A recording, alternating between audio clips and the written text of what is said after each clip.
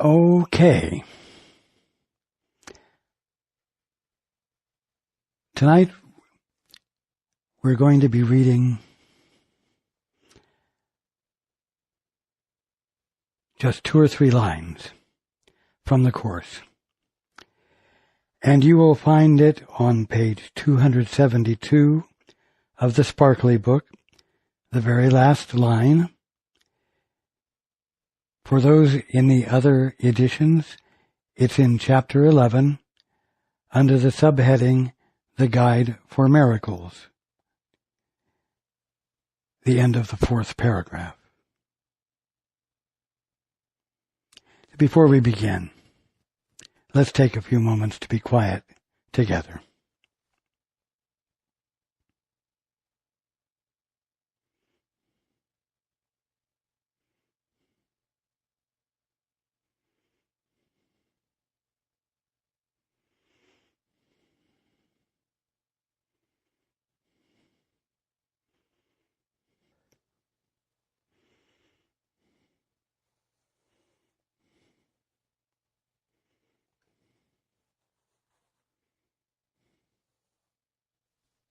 Good evening.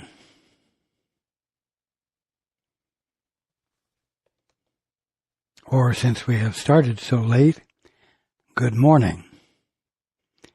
And welcome to everyone who's joining us on the internet. Tonight, we're going to be talking about love.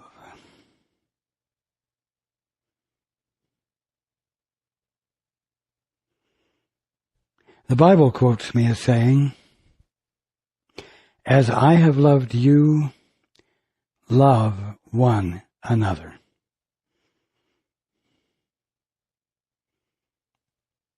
How have I loved you? With patience, with inspiration, with long-suffering, and with persistence.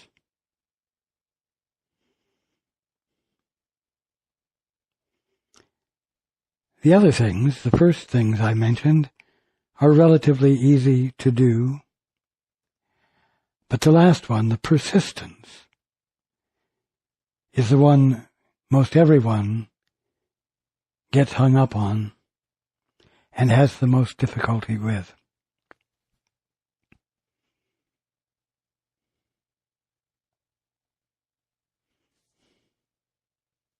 Now, what is love? Love is looking into your brother's eyes. There it is. That relationship, that involvement, looking into your brother's eyes and remembering God. It isn't looking into your brother's eyes and getting frustrated with him because of how crazy he is, or how inconsistent he is, or how hateful he is, or how careless he is, or how he screwed you over a year ago. Mind you, all of those things will tend to get in the way. But the function is that of looking into your brother's eyes and remembering God. Now, this is not a new subject.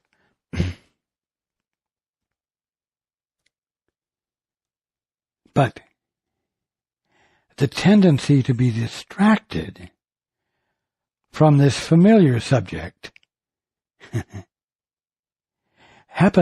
occurs frequently with everyone. And the necessity is to find a way to no longer be distracted from being the presence of love, from wishing to be the presence of love and wishing to see the presence of love. Now, In the Course it says, do the Holy Spirit's work, for you share in His function. Not surprising, considering the fact that the Holy Spirit is nothing more than your right mind. Of course you share in His function. As your function in heaven is creation, so your function on earth is what? Healing. Healing is the evidence of love.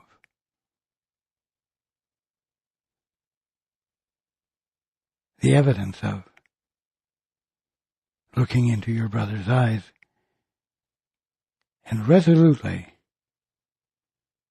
patiently, persistently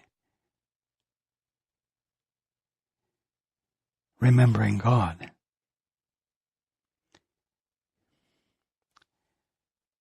God shares His function with you in heaven. That's the function of creation. And the Holy Spirit shares His with you on earth. And His is healing.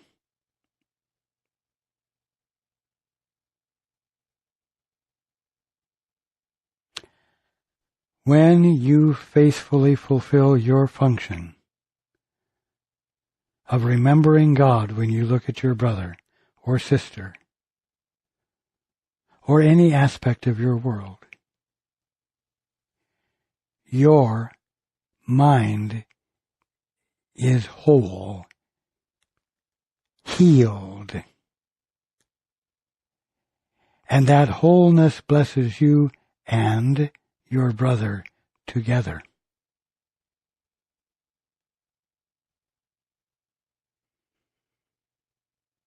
Oh, but my brother's not worth it. He's not worth the effort it will take me. Yes, but is your clarity worth having? Is your peace worth having? Is your recognition of your brother's divinity, which will override all of the justifications you have for not wanting to put forth the effort, worth having?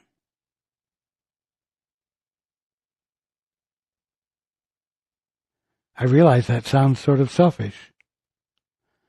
But there's nothing selfish about wanting to be sane, to be of single mind, not to be conflicted and in a state of war within yourself, where you're maintaining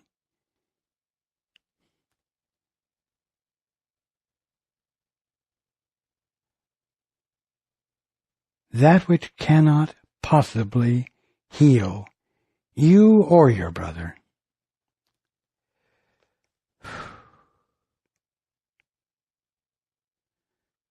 You know, if healing isn't occurring, it's because you think there is some other alternative. Oh yes, your brother must be willing to be healed.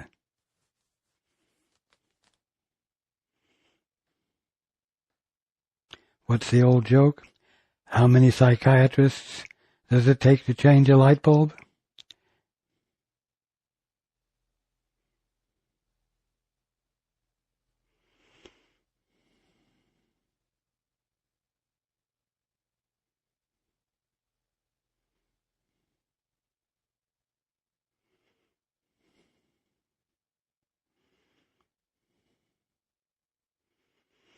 I'm sorry, I forgot this is Paul.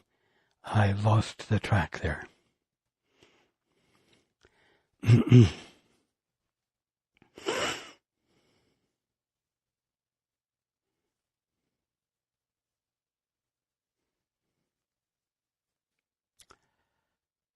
There are all kinds of excuses that can arise that will seem to justify abandoning the willingness to look into your brother's eyes and remember God. One is that he doesn't want to change. Another is that his will is stronger than yours, and you can't possibly succeed. Or you lack the persistence or clarity to be able to follow through and become single of purpose, even though it is fully your intent to wake up, to engage in the holy instant, to listen for the Holy Spirit's guidance. You see, if healing isn't occurring, it's because you are not single of mind yet.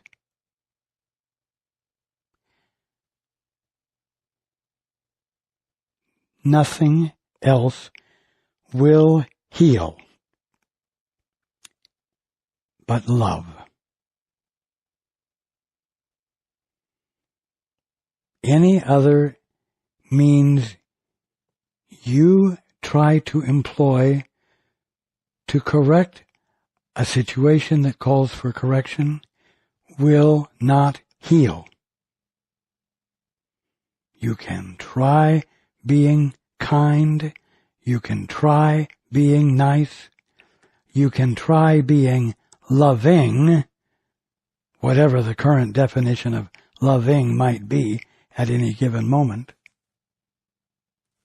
But when you do any of those things without being joined with that which is your right mind, the Holy Spirit,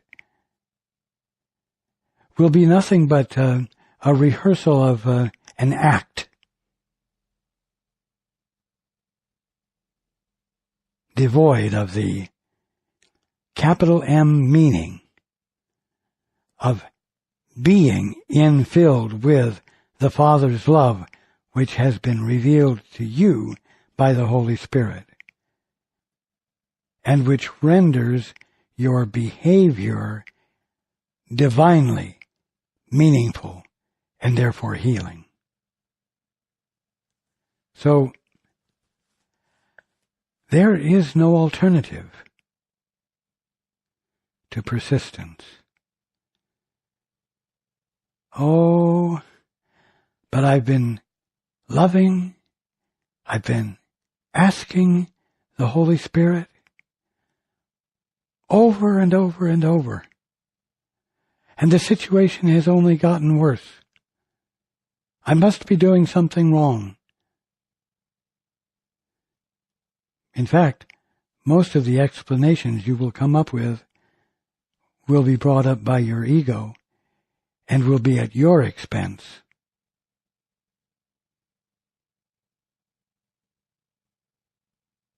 And that will simply discourage you further until you finally hit the bottom of the barrel and you genuinely let go. And you genuinely, with all of your heart and with all of your humility, ask the Father, what is the truth here?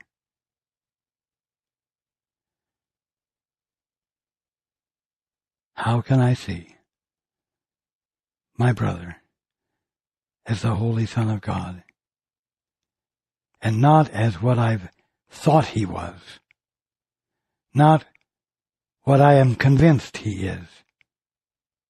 Father,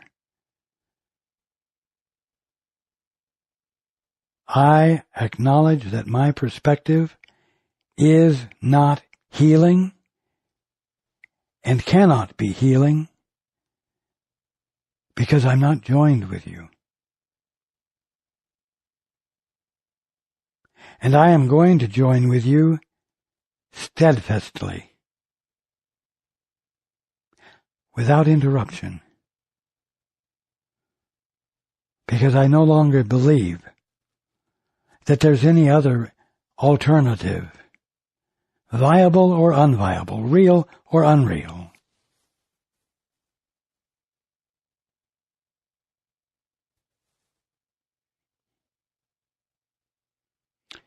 It is sometimes agonizing to try to be the presence of that which heals.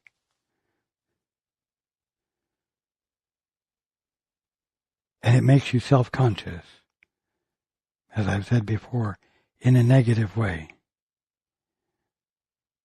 Self-depreciating.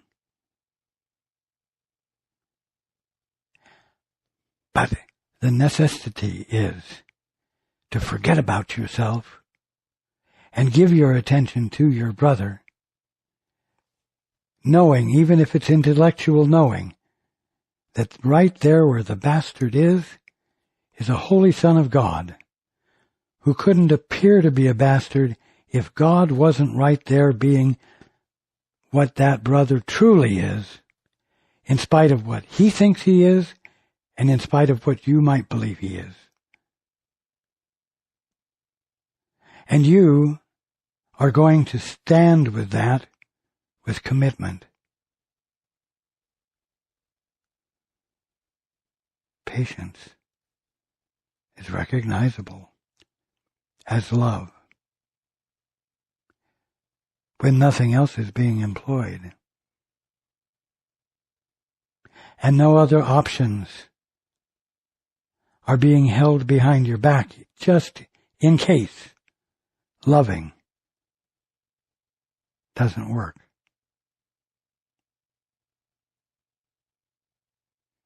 As I have loved you, love one another, love one another, love one another, love one another. Let those words ring. Let them echo through your day. Love one another, love one another, love one another.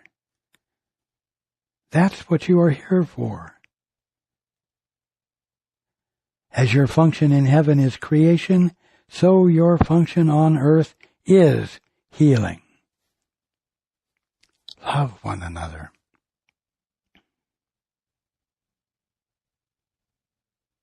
In the process, be intelligent. Being the presence of love does not mean becoming stupid. It doesn't mean overlooking what needs correction and letting bad behavior continue, letting what needs to be healed continue. And so use intelligence so that you are not abused in the name of love while you are persisting in love. This is important. Love one another. Love one another. Love one another.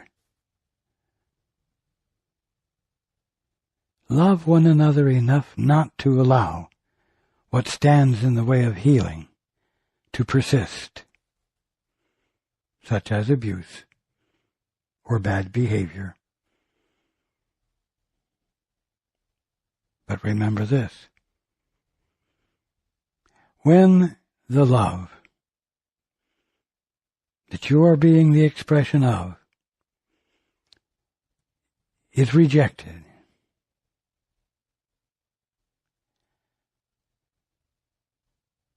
when it is not received, it doesn't mean that you have to bring something else into play, such as coercion or force or logic or any other method of manipulation, like anger or fear. There are no options to love. There are no alternatives to love.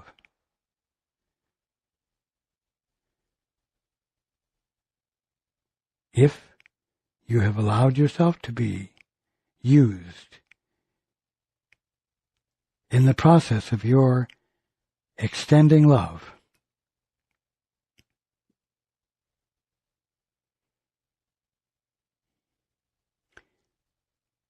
be, capital L, love, enough to say no without anger, without emotion, without all of the results of the fear that love will not be enough.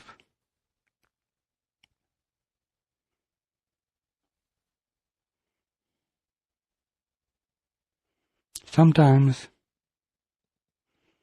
working out problems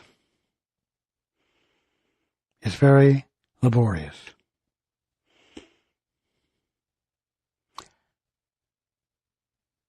I mean that when you are consistently and persistently employing the two-step and practicing the holy instant. And things seem to get very complicated because you're able to interpret all of the factors that are coming into play to make it difficult.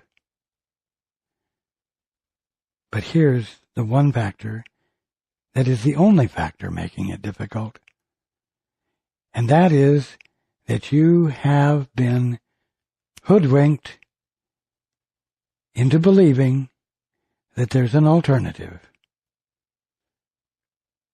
to loving your brother as I have loved you. And that one divisive thought has split your mind. And of course, that is the definition of conflict. And the answer is not the manipulation or the coercion of your brother or sister, but the bringing of your mind back into alignment with the one and only thing that heals, love, and refusing to abandon it. I was going to say, no matter what, and yet that involves an assertion of will. No matter what, I'm not going to do this. No, that's not it. You want to do it without interruption because you know that there's nothing else that works. This doesn't take force then, or coercion. It takes the steadfast turning of your attention to the Father. Father, what is the truth here? Or, Holy Spirit, what is the truth here? Help me see what my function is on earth in terms of healing here. Because together, that is our function here. And you know what? I want to wake up. And I do not want to continue in the dream of suffering. And so I will persist in finding the way to be the presence of love, because I find no value in anything else. Help me. Help me. Help me love my brother. Help me do what puts me in the position of being the unconflicted presence of that which heals, of that which is whole, of that which is the presence of harmony that flows freely from me to everything in recognition of the Father in it. I do not want to be conflicted, and I no longer want to believe that my brother is making me be conflicted. I want to remember that the only thing that works is love. And I want you to help me, Father, or Holy Spirit. I want you to help me experience love and remain steadfastly in it with patience and gentleness, with fearlessness.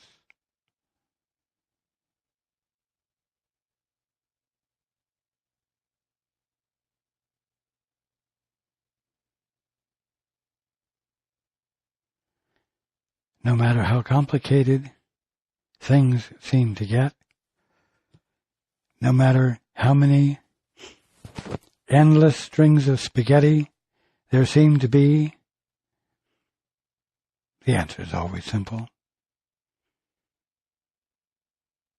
Abandon the spaghetti. Turn your attention to the Father or the Holy Spirit. Have one goal: to remember how to be willing to be the avenue through which love finds expression, and make no room for anything else to find its way into expression through you.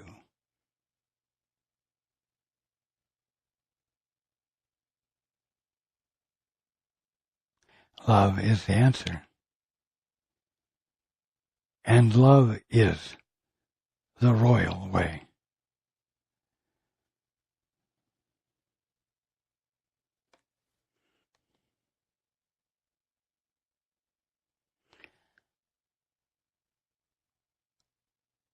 Hold steadfastly to this truth. And don't become discouraged when it doesn't seem to be doing any good.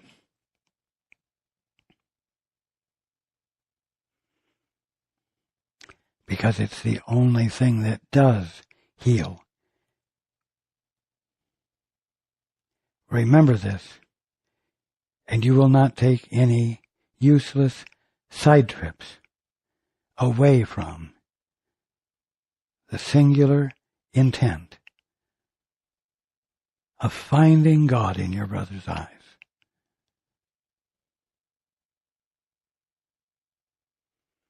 I love you very much. With singleness of vision, singleness of purpose, persistence, commitment. And as I am loving you, love one another. It's the answer.